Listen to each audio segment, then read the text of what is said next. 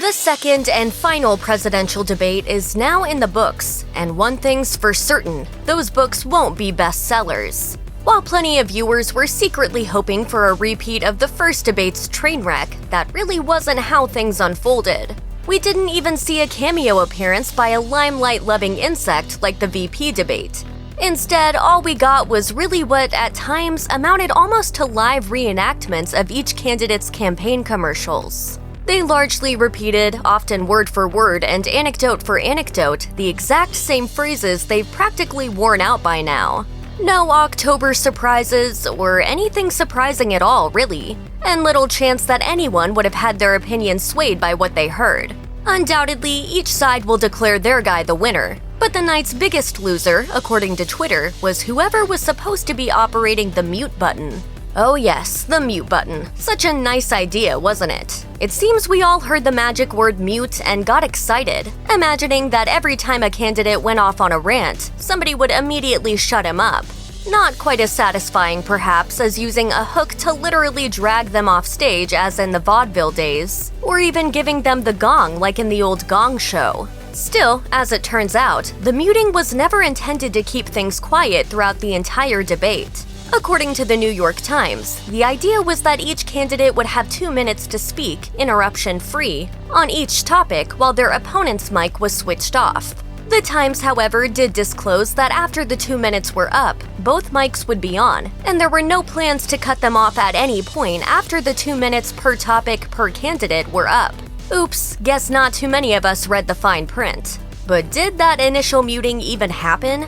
George Stephanopoulos, commenting on ABC after the event, said the mute function appeared to have been used at least 4 times. But one Twitter user said they didn't notice Trump being muted until about 45 minutes in. President Trump, that's 30 seconds. Thank you. Vice President Biden. At that point, they asked, was that the first time Trump has ever been shut up? Even famous folks weighed in, with Rosie Perez posting, "What the hell happened to the mute button?" And Henry the Fonz Winkler tweeting, "Mute button, all talk, no action."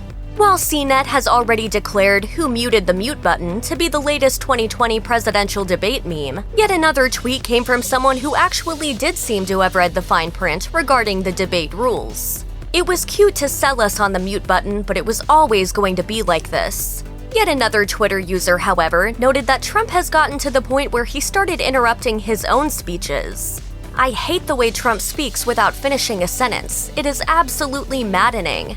Another replied, "How did we elect a person to the presidency who can't even complete a sentence? It's infuriating." Still another said, "I don't think #DollhandsDonnie is capable of completing a full sentence with a 37-word vocabulary." One Twitter user tried their hand at Trumpspeak, posting, "Look, he's been trying to answer, but listen, it takes a lot, and when you have to answer, what do you expect? He knows this, we all know it. Even more than that, he, and it's the best, and we've been there a million times. It's as easy, easier." Well, we've survived another round of presidential debates, and now it's all over but the shouting, or the crying, or the endless rounds of vote recounting if we get something like a repeat of the 2000 election. And we probably can't count on a let-up in those relentless campaign ads until the very last ballot has been found clinging to the bottom of someone's shoe. Still, as Stephen Colbert said in his post-debate late show monologue, for Trump critics at least, the best part of the whole affair is that they might never have to watch Trump debate again. He compared the post-debate relief to getting that last wisdom tooth removed. Yes, it hurt. And yes, we can still taste the blood in our mouths. But at least this rough debate season has finally, itself, been muted.